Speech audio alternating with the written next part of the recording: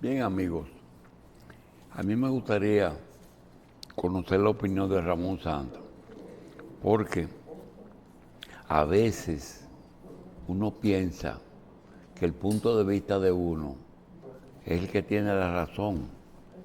Y hoy, por ejemplo, usted tiene dos accidentes que produjeron muertes.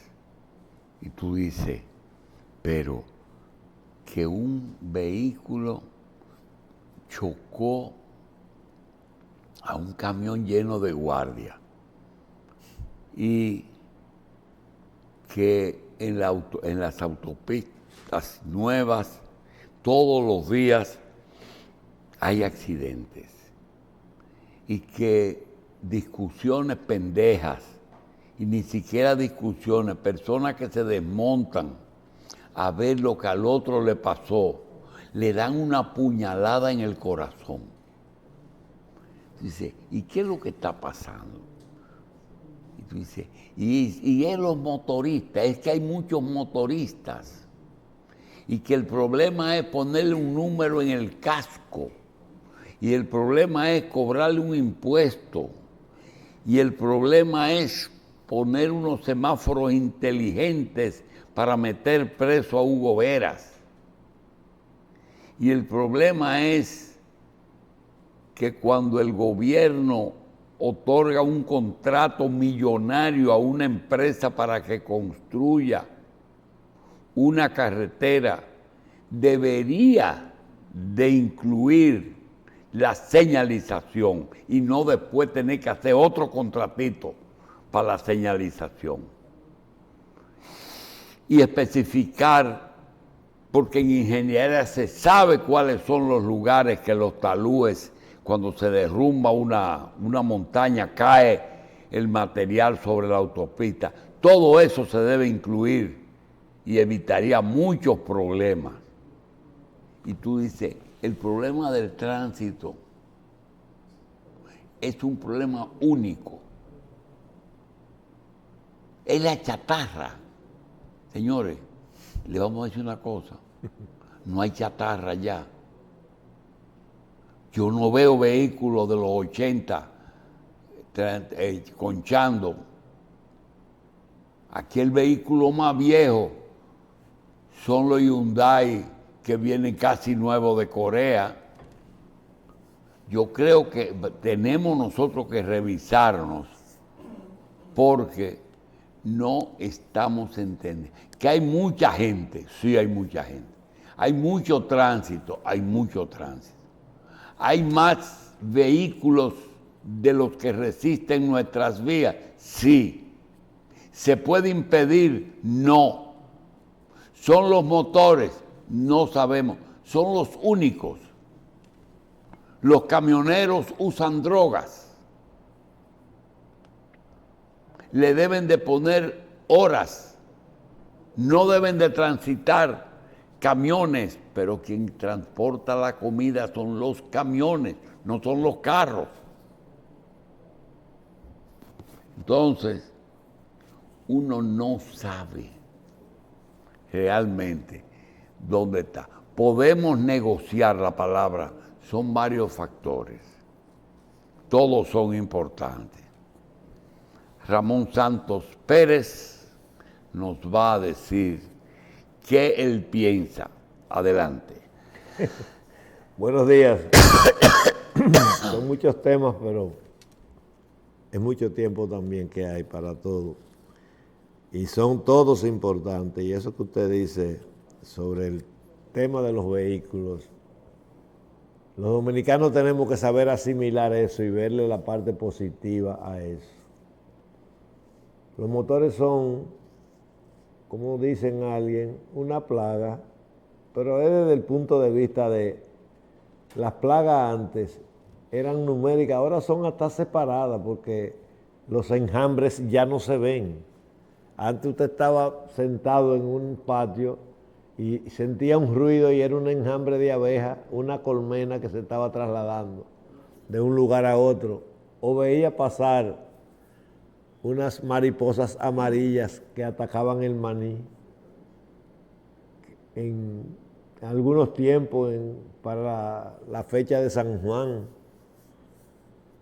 y eran cantidades inmensas, y ya eso no se ve tampoco porque desapareció el maní con todo y plaga. Pero son una solución al país, porque el país está montado, como dice el ministro de Agricultura, el país está sembrado, el país está montado.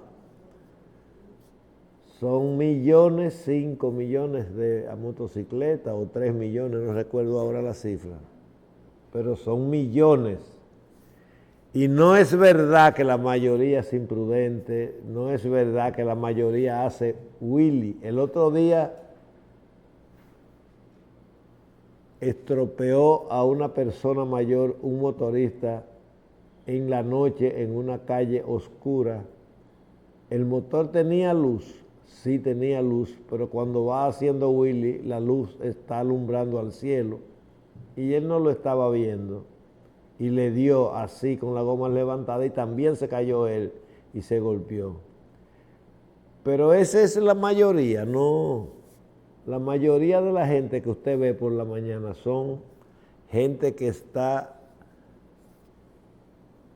viviendo de eso, de 18 hasta 50, 60 años, que lleva el sustento de su casa de ese trabajo. No es un sustento de salario mínimo, es un poquito más que el salario mínimo. O sea, mantiene sus hijos en la escuela. Lo primero que hace un motorista con sus hijos es irlo a llevar a la escuela. Y si la esposa trabaja, yo lo he visto en racimitos de A3 y de A4 niños, que es una pena, sí, pero es temprano. ¿Cuántos se han volcado? Porque con los niños y la señora él va con cierto cuidado. Él podrá, para rendir, cuando le pone el canasto para hacer delivery o cuando va conchando con personas extrañas para llegar rápido otra vez a la parada y tomar el turno, porque ellos se ponen por turno en las calles. Entonces la sociedad tiene que, como dice la gente, tómate un Valium, tiene que tomarse mucho Valium. La sociedad tiene que ponerse positivo y saber que es una realidad irrenunciable, porque ese es el medio de transporte. Yo conozco motoristas que tienen su carrito en su casa guardado, un carrito Corolla del 90, del 2000, o un Mitsubishi, un carrito Honda viejo, que lo pudo comprar, que lo hizo conchando, pero lo tiene en su casa para su familia, para salir los domingos y los sábados o los días feriados, y se pasa el día trabajando en su motor, porque ya un motor te cobra 100, 150 pesos para llevarte a cualquier sitio, igual que un taxi. Ahora hay una cosa que se llama InDrive, que es un concurso público. Tú pides el carro y eso cae en una plataforma que cada chofer ofrece. Yo lo llevo en 250, yo lo llevo en 2, yo lo llevo en 150 y usted coge el más barato. Ese es uno de los efectos del libre comercio llevado al automóvil, al taxista. Son millones, pero son millones de dominicanos que andan resolviendo su problema de su comida y otros que andan resolviendo su problema de su trabajo. No hay nada más ágil que un motor. ¿Lucen imprudentes? Sí, muchos son imprudentes, pero no es la mayoría, es la minoría. Entonces hay que legislar, pero no podemos ponerle una red adelante a los motoristas como se le pone a los ovejos. Vamos a ponerle el foco porque van demasiado rápido. Es verdad que andan demasiado rápido, no son la mayoría. Ahora, hay cosas que son de urgencia buscarlo. Usted ve motoristas en la calle extranjeros, por llamarlo así como le llaman ahora, que no saben montar ni bicicleta en vía contraria, que compran un motor y se ponen a conchar sin saber, y a cada rato se caen y a cada rato ocasionan un accidente.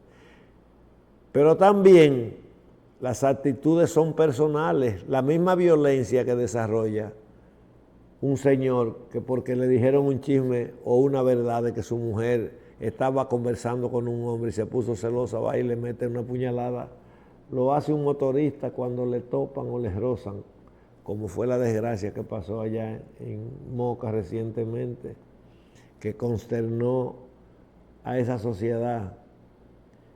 Y no podemos decir que la gente está así, es que son más gente. No podemos decir que está pasando demasiado, es que lo sabemos demasiado. Yo estuve en Moca esta semana en 3 ocasiones coincidencialmente, porque a veces me paso meses y no voy. Y estaba en una diligencia agropecuaria aplicando unos productos a una finca.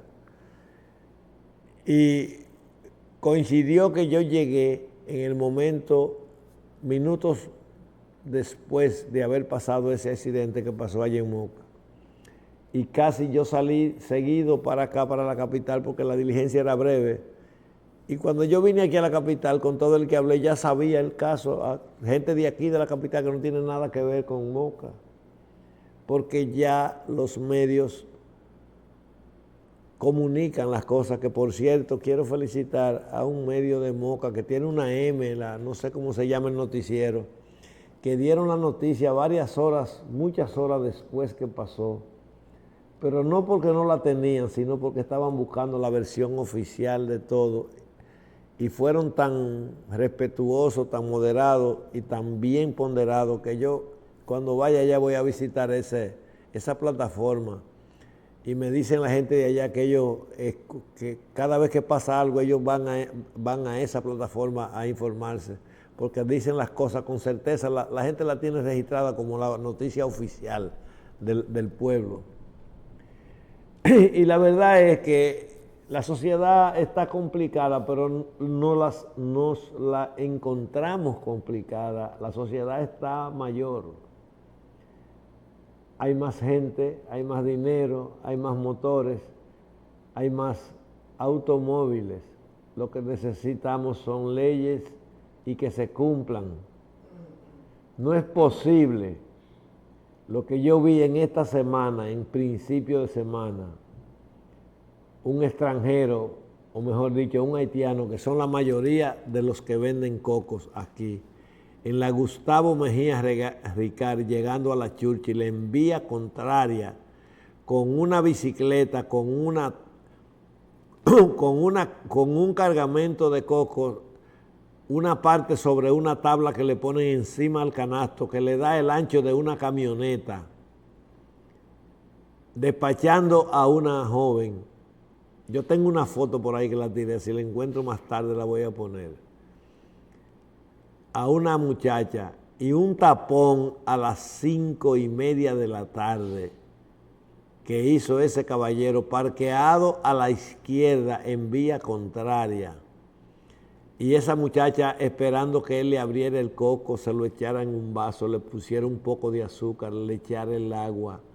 Y él con una calma, pero no podía hacer nada y se veía impotente, pero ya estaba metido. Pero en todo ese alrededor de ese tapón no había un policía.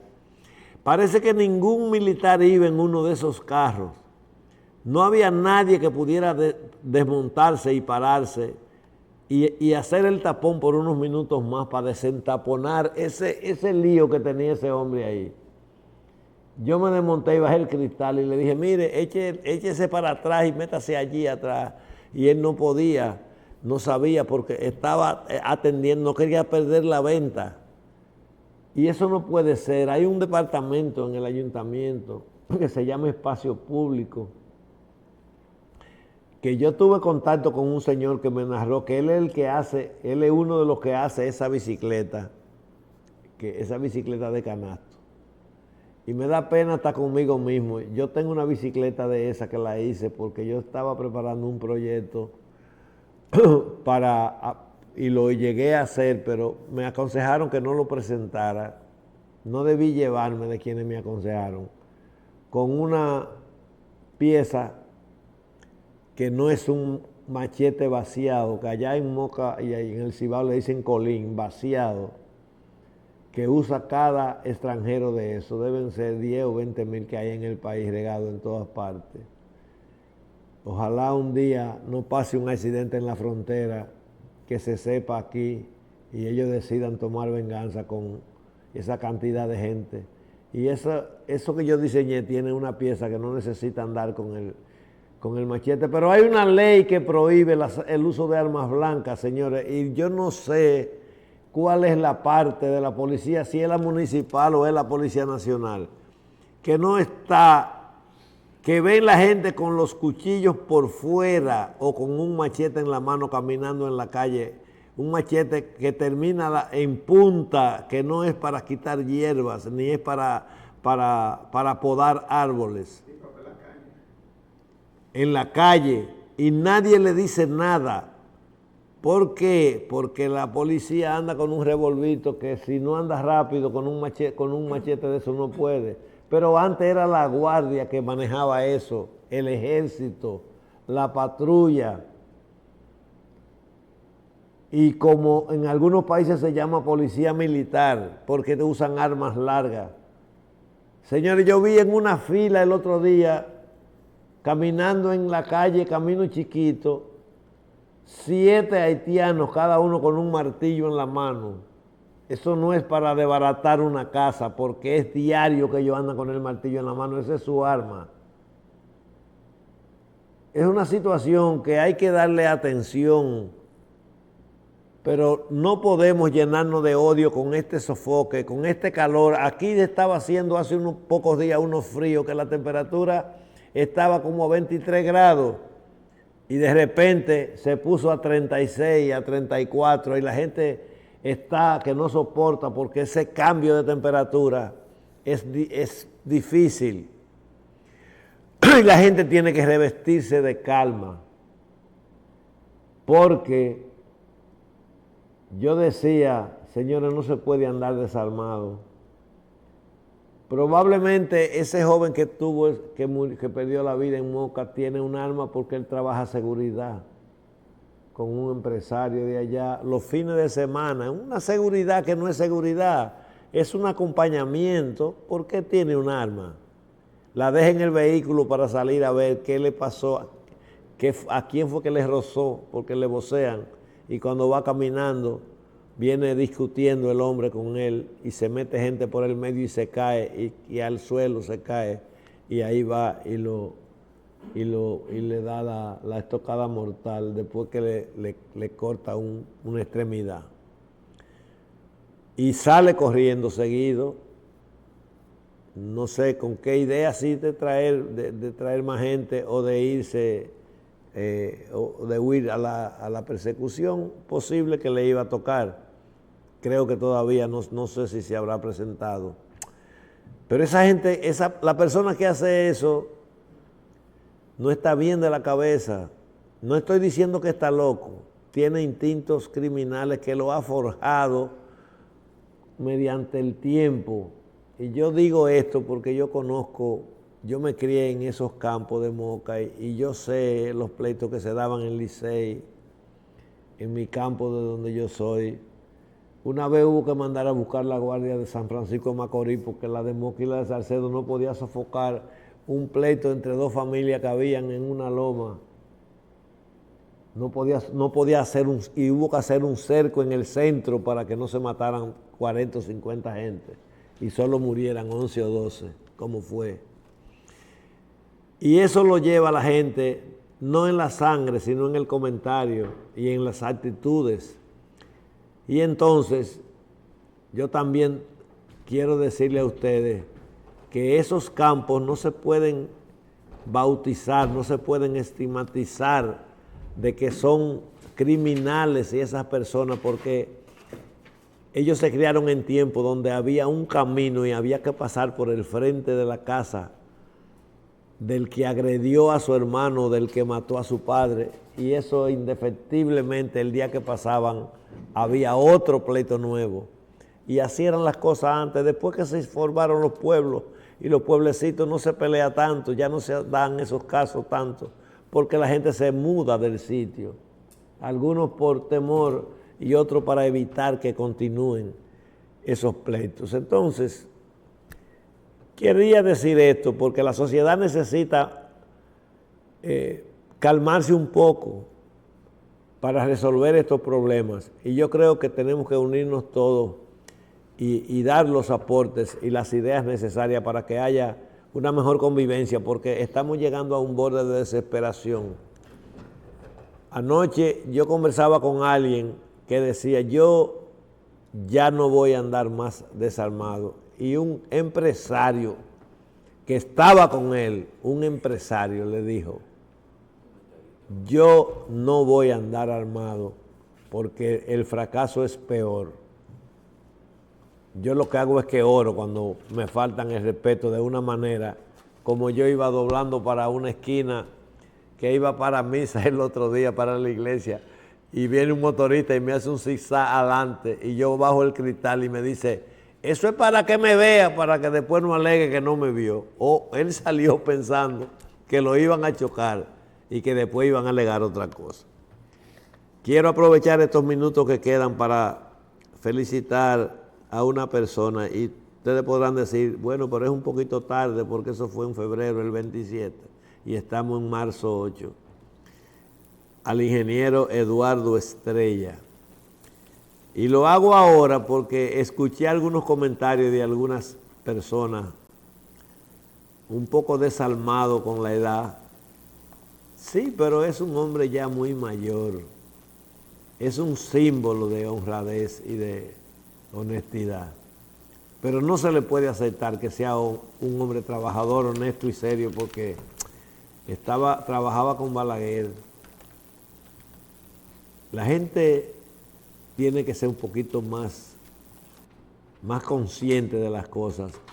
En estos tiempos que se persiguen, se andan buscando como con la lámpara de Aladino, los hombres serios que quedan. Hay una sociedad que ha surgido viendo toda esta corruptela de estas últimas décadas, y cree que no hay gente seria. Hay gente seria. Y los serios son más que los que no lo son. Pero a la gente, un serio, las noticias corren 100 veces más. Por eso la gente cree que la sociedad entera está corrompida y que a todo el que le ofrecen coge. Y no es verdad eso. Tenemos que dejar eso de otra manera. Quiero aprovechar para saludar a un gran técnico que no quiere venir a los medios porque él no le gusta eso. Yo voy a ir, le dije que voy a ir a su casa para hacerle una entrevista. Hacía mucho que no veía una persona tan preparada en Musacia, sobre todo, como el señor Alcibíades Ledesma, que es un ingeniero agrónomo. Señores, ya los agrónomos no son los de antes. Aquí hay muchos técnicos que viven de su asesoría. Es una persona de los tantos ingenieros y técnicos que hay aquí que asesoran a los proyectos. La agricultura ya no es un pedazo de tierra que te dan para que viva, es una empresa. Y el que no se pone al día se queda atrás.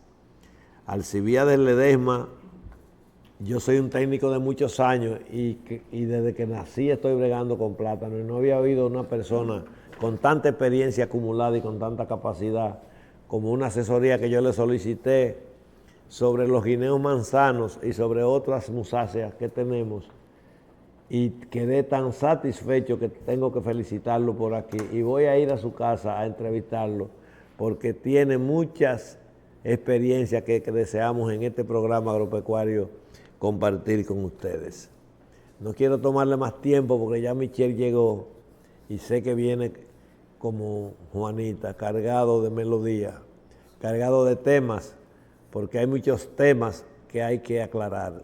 Entre ellos, hoy tendremos invitados del arroz para aclarar cosas. También hay que aclarar unas declaraciones que dio un ex ministro, amigo nuestro, de Salud Pública, hablando del tema de la peste porcina africana, que no he visto la respuesta, tal vez no he visto las noticias porque estaba en Moca también estos últimos días, y no la he visto, pero dio unas declaraciones con respecto a la peste porcina que yo espero que el ministro que siempre ve este programa envíe a alguien o nos llame o llame a Michelle para que nos aclare ese tema. Y también queremos aprovechar este momento que tenemos aquí para decirles algo con respecto a el tema del arroz que aclararemos cuando vengan los invitados. Tenemos algunas cosas que hay que revisar. Hay que revisar la periodicidad de la pignoración, a ver que no vaya a convertirse en una sutil especulación. La pignoración es un fenómeno que se inició aquí en los años 87, 88, 89 y se fue perfeccionando, los diferentes gobiernos fueron perfeccionando eso después.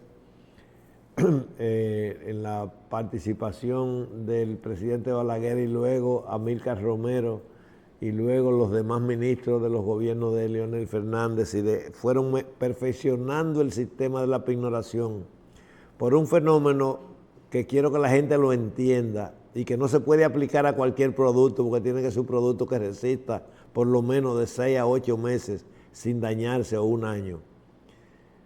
Es que las cosechas vienen de golpe. Hay una cosecha de primavera que produce el 70 o el 80% del arroz y una de invierno que produce el resto. Al venir de golpe, en la oferta, aun cuando era el comercio controlado por el Estado, bajaba de precio, lógicamente, por la oferta. Y entonces los productores le compraban el arroz más barato y resultaba que entonces perdían el entusiasmo y no sembraban y entonces había un círculo vicioso hacia la baja. Entonces se inventó permitirle a los industriales que guardaran ese arroz, luego se perfeccionó y se le pagaban los intereses porque tenía un costo para que el arroz mantuviera la estabilidad. Y hay toda una historia que les traeré el próximo, esta gráfica el próximo sábado, de la estabilidad que ha mantenido el arroz de esa fecha para acá. Y con ese fin el gobierno se gasta un dinero, los gobiernos se han gastado un dinero todos los años con ese programa, pero habrá que revisarlo a ver cómo se está aplicando, a no ser que alguna causa haya ocasionado que haya arroz suficiente como ahora y el arroz sigue subiendo y está medio loco porque está en unos sitios, a menos que alguien esté utilizando esto, porque también este cuatrenio tiene una característica, que se comenzó la campaña política al día siguiente de haber triunfado el que ganó. Y eso también puede tener algún matiz que se respeta también porque cada quien tiene que usar sus barajas, sus cartas que tiene. Hay un tema que es algo popular, que se ve a diario. Todo el que va a hacer compra a los sitios se encuentra con ese tema. Y muchos países han aprovechado eso para mejorar la capacidad económica de los gobiernos para asistir la gran deuda social que tiene el mundo, y especialmente estos países tercermundistas, que tienen una deuda social inmensa con la sociedad dominicana. Señores, yo quiero sugerirle a la gente que aquí hay instituciones que necesitan ya, ¿cómo se llama esta gente? Voluntariados que ayuden. Aquí necesita voluntariados.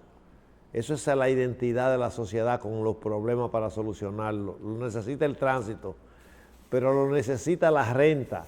Hay que hacer voluntariado de la renta. No escalieses sin sueldo, como le decían antes. Es voluntarios que convenzan a la gente de lo que es registrarse. La gente, señores, usted no se registra, usted no sirve, usted no vale para nada. Usted no puede ir a un banco a buscar un peso si usted no ha pagado un peso de impuestos. Usted vive pagando impuestos a diario y creyéndose que le van a caer atrás, sin usted ser prácticamente nadie. Le preguntan en el supermercado y en los establecimientos, ¿Usted quiere comprobante fiscal? No. Diga que sí. Vótelo, pero diga que sí. Dele mecanismos a los recaudadores para que le digan a los que le venden sus mercancías: mire, por usted le cobró impuestos a toda esta gente que está ahí, que no están registrados porque son gente pobre, pero que pagaron ese impuesto. No lo evada. Eso no puede seguir, el país no puede seguir así. Eso hay que mejorarlo. Hay que hacer las impresoras fiscales, que eso es, no importa la presión, los gobiernos están por encima de los intereses económicos, independientemente de que aporten para que salgan electos. Eso hay que dar ese paso. Hay países que lo que hacen es que para que la gente pida el comprobante fiscal, rifan automóviles, neveras, estufas y cosas que le interesan a la gente, porque eso significa mayor recaudación, porque la mayor parte de nosotros tenemos una vocación evasiva. Todos los dominicanos, incluyéndonos los que estamos hablando incluso, no le pagamos a la gente para ver cuáles son los impuestos justos que pagamos, sino le pagamos a los asesores para ver cómo pueden evadir, cómo pueden quitarse los impuestos, que se lo cobran a esa gente, porque los precios son netos, más sobre todo los impuestos que son al consumo, como el ITEVIS. Pida su comprobante fiscal, que su número de registro de contribuyente es su cédula. Y usted sale, cuando usted entra a la renta y usted pide su comprobante, sale con eso que usted pagó ahí a su favor. Sí, Ramón, lo que pasa es que eso que tú estás diciendo es complejo, porque la gente muchas veces entiende que al ellos declarar ese impuesto, tú por ejemplo, mira cómo funciona. Tú dices, yo no voy a utilizar el comprobante fiscal, pero si tú pides un comprobante fiscal para todo lo que tú gastas con tu cédula, posiblemente el sistema de impuesto interno le dice a la inteligencia artificial, le dice, mira, Ramón Santos nada más tiene un sueldo, espérate, déjame decirte, Ramón Santos tiene un sueldo de 50,000 pesos y él está comprando 200,000 pesos mensuales.